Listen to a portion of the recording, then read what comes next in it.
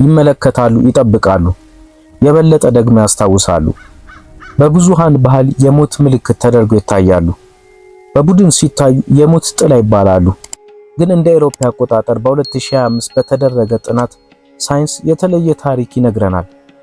እነዚህ የተለመዱት ቁራዎች ጥንብ አንሳ ብቻ አይደሉም፣ ነገር ግን ከፍተኛ ማህበራዊ ናቸው።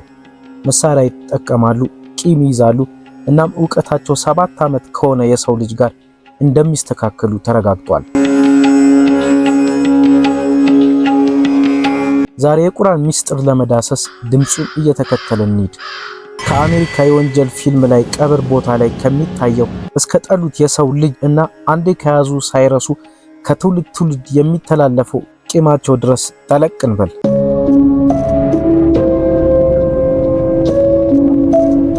አንድ ቁራ ፊት ለፊታችሁ ድቅን ብሎ ትኩር ብሎ እየተመለከታችሁ እንደሆነ ከተሰማችሁ ምናልባት ልክ ናችሁ። አንድ የተደረገ ታዋቂ ምርምር አለ። ዶክተር ጆን ማርዙልፍ የሚባል ሳይንቲስት recognize and remember particular people and even just particular faces. This is freeway ፊት ለዓመታት እንደማይረሳ። ይህ ምርምር የማስክ ምርምር ይባላል። ምርምር አድራጊው ሁሉ ጊዜ ያጠመደው ቁራ ጋር አደገኛ ማስክ አድርጎ ይመጣል። ከዓመታት በኋላ እነዛ ራሳቸው ቁራዎችና ልጆቻቸው ጭምር ማንኛውም ሰው ያን አደገኛ ማስክ የለበሰ ሲያይ ይናደዳሉ፣ እንዲሁም ጥቃት ለማድረስ ይሞክራሉ። And see these crows respond knowledge to others in their society. That's been really ቁራ ቅጽል ስሙ ባለ ላባው ማፊያ ይባላል። ምክንያቱም ምርምሩ በተደረገበት ሰዓት ያልተወለደው ቁራ እንኳን ያን ማስክ ከቤተሰቦቹ ተምሯል። ስለዚህ የሚያሳየው ለትውልዳቸው እንደ ማፊያ የጠላት ስምዝዝ እንደሚያስተላልፉ ነው። በተጨማሪም ወዳጆቻቸውን አይረሱም። ማለትም ሰዎች ሁሉ ጊዜ ጨው የሌለው የለውዝ ቅቤ ወይም የእንስሳ ምግብ የሚሰጧቸው በምላሽ ጌጣጌጥ ብለው ያሰቡትን ነገር ለምሳሌ እንደ ቆርኪና ጨሌ በስጦታ መልክ መልሶ ይሰጣሉ።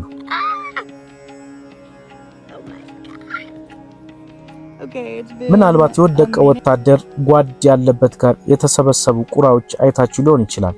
የቀብር ስነ ስርዓት ሊመስልም ይችላል። ለረጅም ጊዜ ስናስብ የነበረው ዝም ብለው እንደሚያለቅሱ ነው። ግን አሁን በቅርብ ጊዜ በተደረገ ጥናት እንደሚለው ከሆነ ይህን የሚያደርጉት የበለጠ ታስቦበት እንደሆነ ማለትም አደጋ እንደሚኖር ምልክት እየሰጡ እንደሆነ ነው።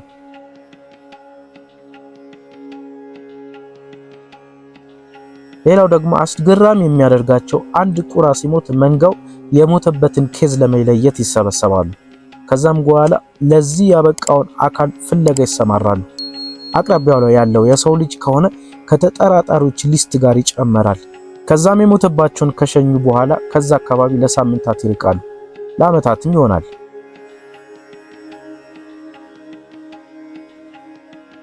በማስታወስ ረገድ ብልህ ናቸው፣ ችግር ፈቺ ናቸው፣ እንዲሁም ደግሞ ጎበዝ መሐንዲሶችም ናቸው።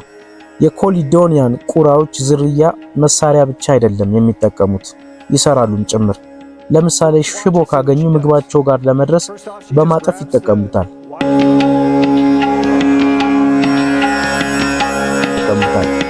አንዳንድ ኤክስፐሪመንቶች እንደሚያሳዩት ከሆነ ቁራዎች ቀደም ብለው ነገሮችን እንደሚያስቡ፣ ለብዙዎች እንስሳቶች የሚያስቸግሩ ብዙ ስቴፕ ያላቸውን ፐዝሎችን እንደሚፈቱ። ሌላው በጃፓን ውስጥ የተቀረጸ አንድ ቁራ አስገራሚ ነገር ሲያደርግ ታይቷል። ጠንካራ የሆነውን ፍሬ መሃል አስፋልት ላይ ሲጥለውና መኪና እንዲወጣበት በመጠቀም ከዛም ቆይቶ መብራት እስኪበራ ድረስ ይጠብቅና ያን መኪና የወጣበትን ጠንካራውን ምግቡን ለቁርሱ ሲያነሳው ታይቷል።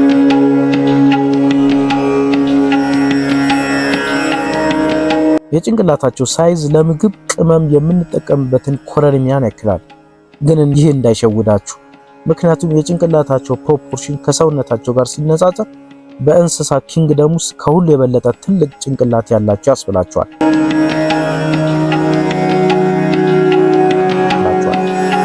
ፐዝሎችን የመፍታት ችሎታቸው ከ7 ዓመት ሕፃን ልጅ ጋር ይነጻጸራል። የቁራዎች ስብስብ መርደር ይባላል። ማህበራዊ ህይወታቸው እጅግ በጣም የተቆራኘ ነው። ቁራዎች ያለ እቅድ በጭራሽ ብቻቸውን አይበሉም። ካያቸዋቸው በቡድን ሆነው ሲበሉ ቀና ያሉ ያያሉ። ከማላቸው እንደ ተመልካች ጠባቂ አይጠፋም። ጠባቂው ቁራ ከፍ ብሎ ይቀመጥና ጭልፊቶችንና ድመቶችን መምጣታቸውን ይጠባበቃል። እንግዲህ ይህ አንድነታቸውና መተባበራቸው ነው መላ ዓለማችንን ያካለሉት። እንደ ሌሎች አዋፎች በስጋት የሚኖሩ አይደሉም። እንደውም እኛ በገነባነው አካባቢ ላይ ፈታ ብለው ይኖራሉ። ቁራዎች በማህበር በመኖር ረገድ በማስታወስና አካባቢያቸውን ተውሎ በመላመድ የተካኑ ናቸው። ስለዚህ እናንተ በሌላ ጊዜ ቁራ ፍጥጥ ብሎ አሻግሮ ከተመለከታችሁ አስታውሱ። ምናልባት ስለሚያውቃችሁ ሊሆን ይችላል።